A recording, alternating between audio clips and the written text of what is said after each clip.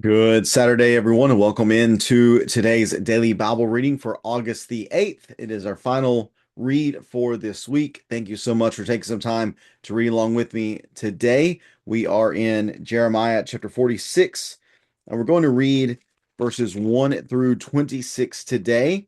And then in our first read next week, we'll pick up in verse 27 and read the entirety, just 7 verses of chapter 47 here within, as we pick up in Jeremiah chapter 46, we're getting into the final main section of Jeremiah's text. The previous few chapters centered around some historical narrative portions of the text detailing the downfall of Jerusalem and many of the things that took place after that, including a number of rebukes from Yahweh to the remnant of Judah who remained in Judah and then who took off to Egypt and was involved in wickedness down there.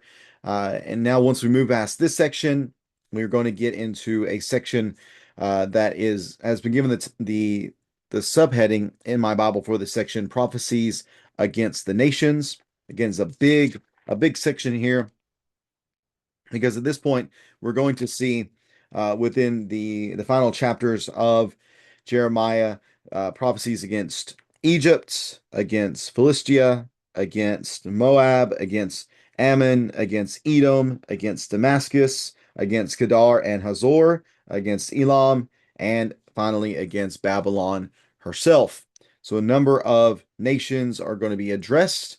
The first one being Egypt, which makes sense because Egypt plays a pretty big role in the history of the last years of Judah and Jerusalem. Going back to 609 is whenever, uh, or I guess I should say around 605, I should say. And 605, or no, hold on 1 second, let me see here. There's a number of battles here. Might have missed either 609 or 605, depending on which battle this is. Whenever Pharaoh Necho goes to attack Babylon, and on the way to do that, Josiah gets in the way, and he ends up being killed in that particular battle.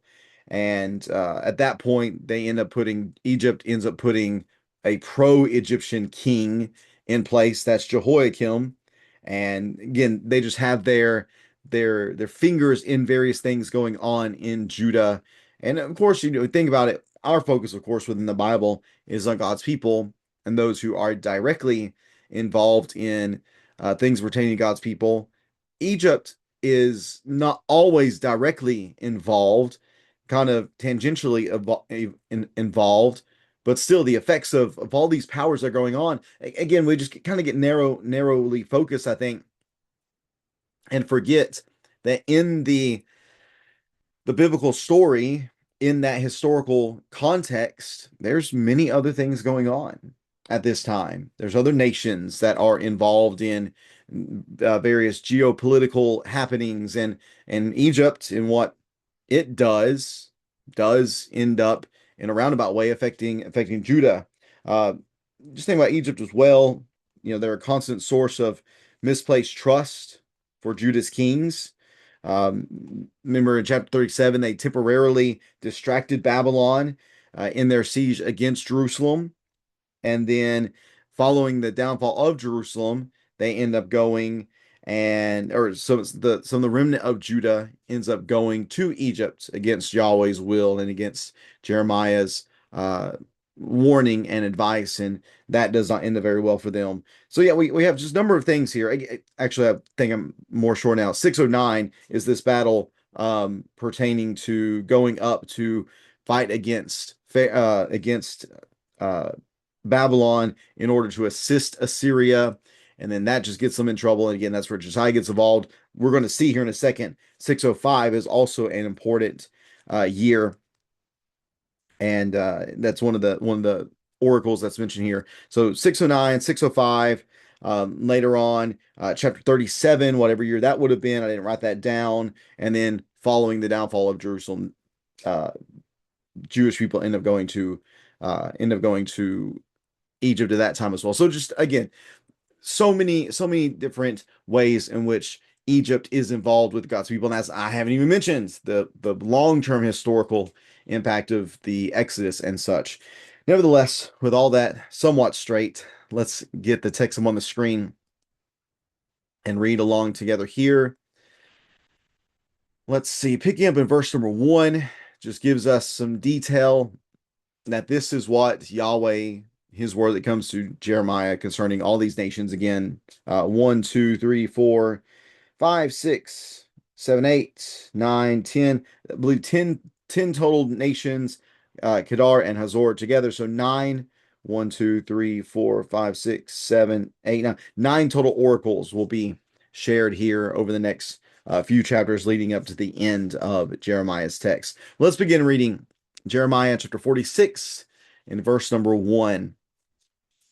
This is the word of Yahweh that came to the prophet Jeremiah about the nations, about Egypt and the army of Pharaoh Necho, Egypt's king, which was defeated at Carchemish on the Euphrates River by King Nebuchadnezzar of Babylon in the 4th year of Judah's king Jehoiakim, son of Josiah. So again, we're looking about 605 here, whenever the previous battle where Egypt was somewhat involved would have been whenever they killed Josiah, the king of Judah, and they are the ones who put in place Jehoiakim, king of Josiah. Picking up verse number 3, this is the word. It says, deploy small shields and large, approach for battle. Harness the horses, mount the steeds, take your positions with helmets on, polish the lances, put on armor. Why have I seen this? They are terrified. They are retreating. Their warriors are crushed. They flee headlong. They never look back. Terror is on every side. This is Yahweh's declaration. The swift cannot flee. The warrior cannot escape. In the north, by the bank of the Euphrates River, they stumble and fall. Who is this, rising like the Nile, with waters that churn like rivers? Egypt rises like the Nile, and its waters churn like rivers. He boasts, I will go up. I will cover the earth. I will destroy cities with their residents. Rise up, you cavalry. Race furiously, you chariots. Let the warriors march out, Cush and Put, who are able to land or able to handle shields, and the men of Lud, who are able to string the bow. But that day belongs to the Lord, Yahweh of armies, a day of vengeance to avenge himself against his adversaries. The sword will devour and be satisfied. It will drink its fill of their blood, because it will be a sacrifice to the Lord, Yahweh of armies, in the northern land by the Euphrates River. Go up to Gilead and get balm, virgin daughter Egypt. You have multiplied remedies in vain. There is no healing for you. The nations have heard of your dishonor, and your cries fill the earth, because warrior stumbles against warrior, and together both of them have fallen. This is the word Yahweh spoke to the prophet Jeremiah about the coming of King Nebuchadnezzar of Babylon to defeat the land of Egypt. Announce it in Egypt and proclaim it in Migdol. Proclaim it in Memphis and Tahpanhes. Say, take positions, prepare yourself, for the sword devours all around you. Why have your strong ones been swept away? Each has not stood, for Yahweh has thrust him down. He continues to stumble. Indeed, each falls over the other. They say, get up. Let's return to our people and to our native land, away from the oppressor's sword. There they will cry out, Pharaoh, king of Egypt, was all noise. He let the opportune moment pass. As I live, this is the king's declaration. Yahweh of armies is his name. The king of Babylon will come, like Tabor among the mountains, like Carmel by the sea. Get your bags ready for exile, inhabitant of daughter Egypt, for Memphis will become a desolation, uninhabited ruins. Egypt is a beautiful young cow, but a horsefly from the north is coming against her. Even her mercenaries among her are like stall-fed calves. They too will turn back. Together they will flee. They will not take their stand, for the day of their calamity is coming on them, the time of their punishment. Egypt will hiss like a slithering snake, for the enemy will come with an army. With axes they will come against her. For those who cut trees, they will cut down her forests. This is Yahweh's declaration. Though it is dense, for they are more numerous than locusts. They cannot be counted. Daughter Egypt will be put to shame, handed over to a northern people. Yahweh of armies, the God of Israel, says, I'm about to punish Ammon, god of Thebes, along with Pharaoh, Egypt, her gods and her kings, Pharaoh and those trusting in him. I will hand them over to those who intend to take their lives, to King Nebuchadnezzar of Babylon and his officers. But after this, Egypt will be inhabited again, as in ancient times. This is Yahweh's declaration. Jeremiah 46 and verses 1 through 26. Again, it is nice and appreciated that the details, at least in the first oracle, there's 3 oracles that are here.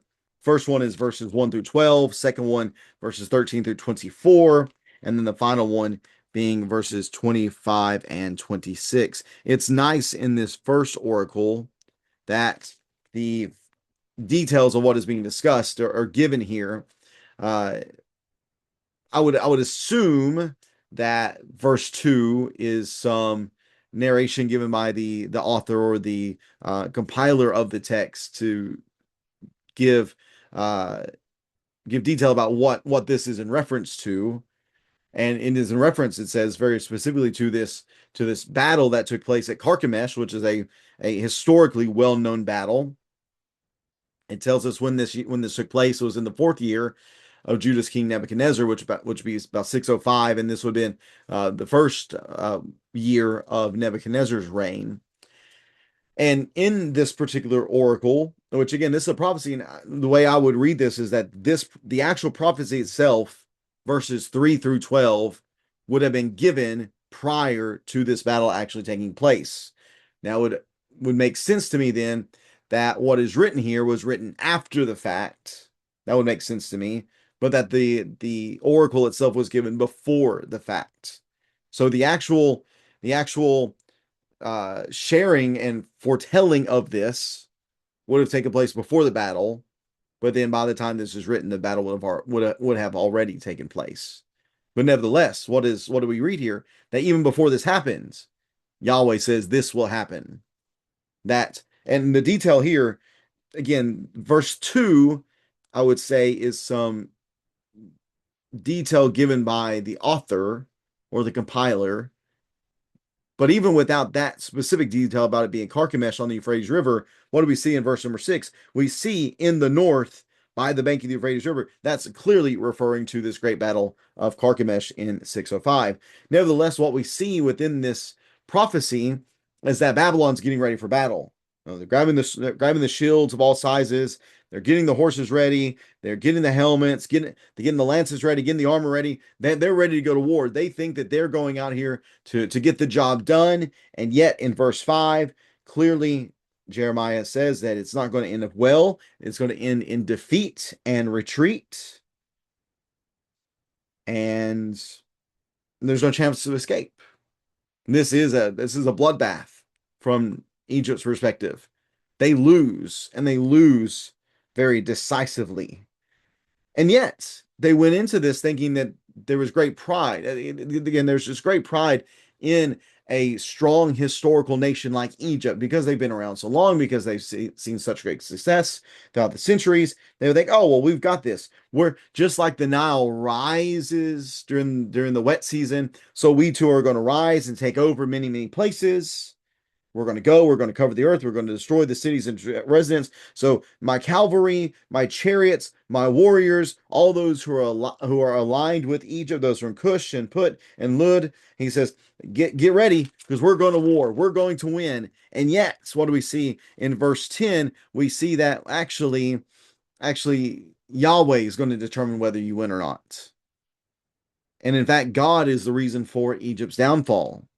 Because God is using, just like he would use in a few years, 19, 20 years or so, just like he would use Babylon to defeat Jerusalem. Prior to that, he's going to use Babylon to defeat Egypt. In fact, the language that's used here is that Egypt is going to be the sacrifice going to be the sacrifice for this offering that was going to be given up to God. That they were the lamb, the sacrificial lamb on the altar that would rise up as an incense to God, because it's God who is taking vengeance for himself, who is having victory over his adversary, and Egypt is one of his adversaries. And this victory that God is going to have through Babylon against Egypt, this victory is again decisive in nature. And Egypt's not just going to quickly recover from that. And there's not going to be any help for them. They're just done for a time. They're going to be knocked down for quite some time. It's the same type of language that was used for Judah back in chapter 8 and 9 concerning them having a wound that was incurable. It was going to lead to their downfall. And Egypt here would be a place of dishonor. There would be stumbling of the warriors. Again, a great fall of a previously great nation. So verses 1 through or 2 through 12, speaking of this great battle of Carchemish, again, they go in thinking they're going to be victorious. They go in thinking of, we're Egypt and we have the Nile and we're strong, and yet Yahweh says, I don't care how strong you think you are from a human perspective. What matters is my will in the situation. My will here is for you to fail. My will is for you to fall and for you to be defeated, and therefore he avenges himself here in this moment. So that's the first oracle, verses 2 through 12. The second oracle, picking up in verse number 13, is now previously Egypt approached Babylon, went their direction, went north up into Carchemish along the river Euphrates, but now Babylon is going to come to Egypt to attack. It's possible that the historical event that is being referenced here is going to be what takes place in 568 when Nebuchadnezzar invades Pharaoh Amesis's Egypt. That's possible. That's possibly what's being referenced here, although that's not spoken with absolute certainty. But Yahweh comes to Jeremiah and speaks to him and says, this is what you're to say in Egypt. You need to announce this in Migdol. You need to announce this in Memphis, and it's Tapanhes. Migdol and Tapanhes being cities kind of on the edge of Egypt's borders, but Memphis at the time being the capital. So saying it all over Egypt. Tell them they need to take their positions. Tell them they need to prepare themselves. Tell them that the sword that's devoured everybody around them is coming for them as well. That Babylon, as Babylon is spreading, is going to spread into your country as well. And well, they can prepare all they want to, but it's not going to do any good, because why have your strong ones been swept away? Each one has not stood, for Yahweh has thrust him down. Some people think that the strong ones that are mentioned here, some other translations say the mighty ones, it's translated different ways, are in reference to Egypt's deities. Now look at your deities. Look how they've been defeated, which to me immediately makes me think of Egypt, or the Exodus. How Yahweh came in and through the plagues attacked very directly the deities of Egypt. But the short of it is, here within this text, Egypt is just failing, and they're stumbling, and they're falling time and time again. Even the mercenaries who have come to help them are saying, we need to get out of here. We need to go back to our own country, because this Pharaoh guy, he's all talk but no action. He let the opportune moment pass. He had the chance to maybe have a victory, and he hasn't. So we got to get out of here. This is a death sentence to stay here, because they could see Babylon coming. And in fact, verse 18, the king of Babylon will come like Tabor and Carmel, these great mountains in Israel. Again, just the looming nature of a mountain, how they are just inevitable. They're just there, and you can't do nothing about it. Here Babylon comes, inevitable, unstoppable, great and mighty. And in fact, you who are in Egypt, you need to get your bags ready, because you're going into exile. Your capital city will become a desolation. And again, we see this statement that is made in verse 19. I didn't reference this back in 11, but in 11, in 19, and in 24, the term daughter Egypt is used. I think that's kind of a strange tile, because that's something that Yahweh uses for Israel, but it's just a reminder to us that Egypt belongs to Yahweh too, that the whole earth belongs to Yahweh, and that he has a concern and a vested interest in all people, even someone like Egypt.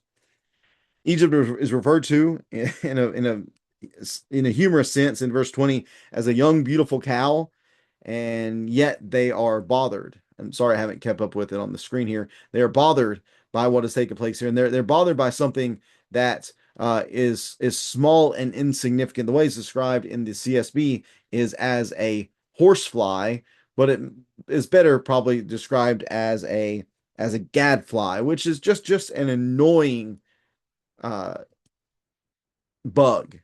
It is a fly, maybe not as big as what we understand as a horse fly, but it's just an annoyance. It's something that is bothersome, and that is probably a good way to describe what Nebuchadnezzar does with Egypt, because Egypt is never destroyed or occupied by Babylon during Nebuchadnezzar's reign, but he just caused Babylon a lot of, or he caused Egypt a great deal of trouble throughout the time. And because of that, Egypt's not fit for battle. And neither are the mercenaries. The mercenaries are like stall fed calves, like fat calves that can't do anything and don't do anything. So they have to flee. Why? Because they see the day of calamity coming. They see that the time of punishment is near. And Babylon, or excuse me, and Egypt, as much as Egypt might want to fight back, and as much as they might want to, bow their back and resist Babylon, Egypt is described as nothing but a slithering snake that is hissing, which makes sense because Egypt and the pharaohs, or their kind of animal that represented them, was the serpents. There's a lot of hissing, but not much biting. Kind of like Pharaoh back in verse number 17. Pharaoh was all noise, but didn't do anything in the opportune time. All talk, no action. All hissing, no biting. Egypt is here in the moments, because the enemy is going to come. They're going to come and cut them down. There's no stopping them.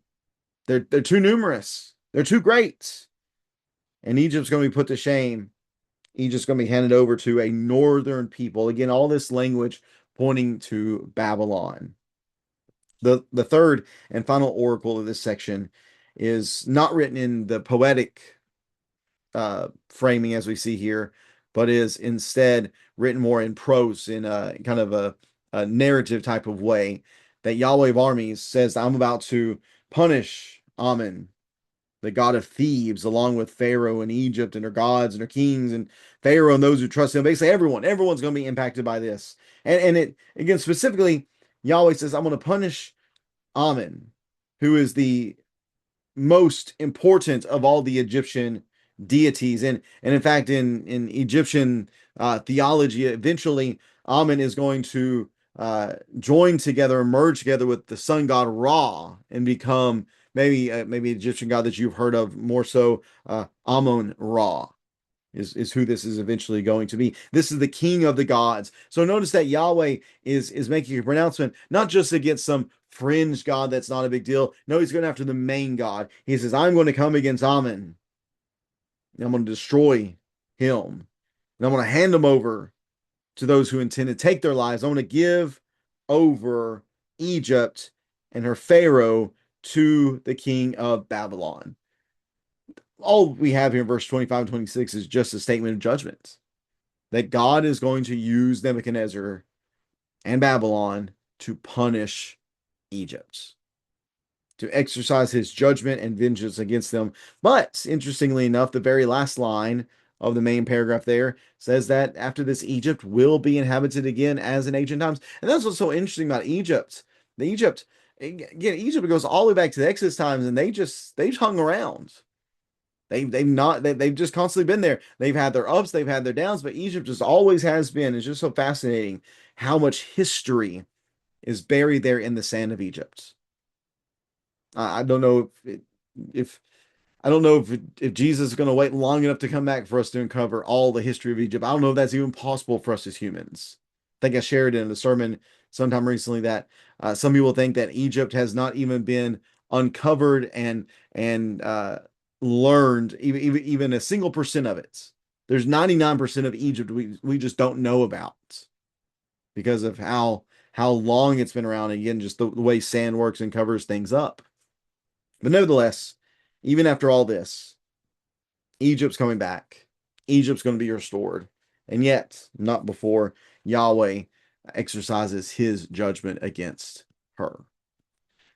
in thinking about this judgment that Yahweh is going to render against Egypt, and in thinking about the judgments that are going to be mentioned all throughout this final section of Jeremiah, uh, I just want us to think about that. Think about what does this text, and not just this text, but the future texts going through the end of the text through chapter 51. What does it teach us about the sovereign rule of God? What does it teach us? And to me, what really stands out is what it teaches us is God has a will and desires even outside of his own people. That God has desires for what happens in Egypt. That God is cognizant of the way that Egypt was operating in the world at this time. God is aware of what's going on with them, and whenever they do something that displeases him, he's going to hold them accountable.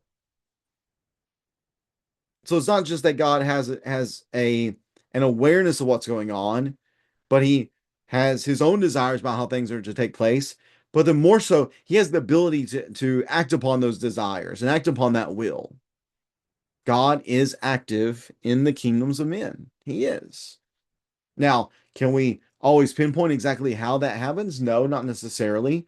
But we have to trust that that's the case. We have to trust that Yahweh in his sovereign will is active and operating in some way, shape, or form. And what that leads us to then is a blessing that we can trust that he's got this.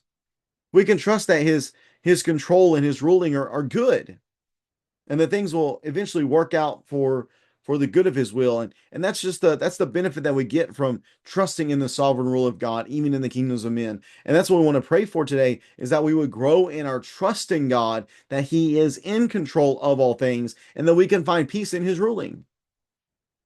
That we can have greater trust and greater confidence, and that what that leads to us then is greater peace. God rules over all. And that's a good thing. We should be happy for that. Because I don't know about you, but knowing the character of God, that's exactly who I want to be in control of all things. So let's pray together today that we would again trust, have greater confidence, and then enjoy greater peace. Let's pray. Heavenly Father, thank you so much for your blessings. Thank you for the time we've been able to read together today as we get into this final section of Jeremiah's text. Father, we pray that you'll bless us as we consider what was spoken and prophesied about concerning these nations, and that we would be good readers, and that we would meditate upon the text and learn the things that you would have us to learn. And help us, God, as we read about these things, to be so impressed by your sovereign will and by your ability to rule. And help us, Father, to trust in that rule and to have confidence in you and how you are working all things out for good, and that we can have peace, God, knowing that you are in control, and that your will and your desires and your victory will be accomplished in the end. What a blessing that is, God, for you of all people and of all beings to be in control. Father, how glad we should be that you are the one who rules. So please be with us, Father. Again, help us to trust you more. Help us to enjoy the peace that comes through that trust. And may we have confidence that you will do all things right when everything is said and done. And we're thankful, God, for that confidence and that peace and that trust that we can have in you. In Christ we pray. Amen. Thank you so much for taking some time to read along with me today on this Saturday. If you have any questions or comments about the text, please feel free to leave that in the comments section below. And again, we look forward to continuing in our reading in Jeremiah next week. We'll get back at it, picking up here in chapter 46, reading just a couple of verses here in chapter 46 about a little statement of hope and encouragement to Israel. And then we'll read about God's judgment against the Philistines in chapter 47, just 7 verses. So we'll read next week, chapter 46, verse 27 through chapter 47 and verse number 7. So thank you so much again for tuning in today. Hope you'll do the same with me next week, whether that's on Facebook or YouTube. Please feel free to join in, like the videos, subscribe, and follow the page if you can, so we can continue to expand our reach in our daily Bible reading efforts.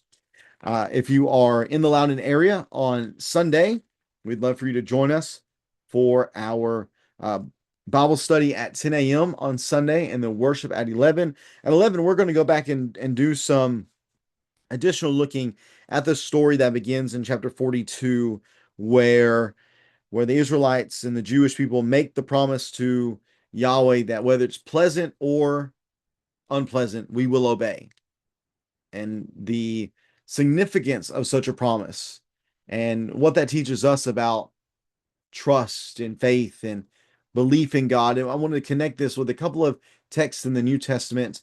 Number one being the rich young ruler, and then the second being what Yahweh says concerning discipleship and what that looks like for us and how we, if we're going to make a commitment to God like they did, the importance of making sure we follow through and what that actually means or what that demands of us. So looking forward to that study at 11 a.m. on Sunday. Again, if you're in Loudon, please feel free to join us. Or if you are not, feel free to check out the Facebook and YouTube channel. Again, Loudon Church of Christ for that study and for our Bible study at 10 as well. Again, thank you for tuning in today. Hope you have a great rest of your Saturday. Have a great rest of your weekend. And we look forward to getting back at it again next week, continuing through Jeremiah, picking up at the end of chapter 46, finishing up 46, and then reading 47 together. Again, thanks so much. Take care, and God bless.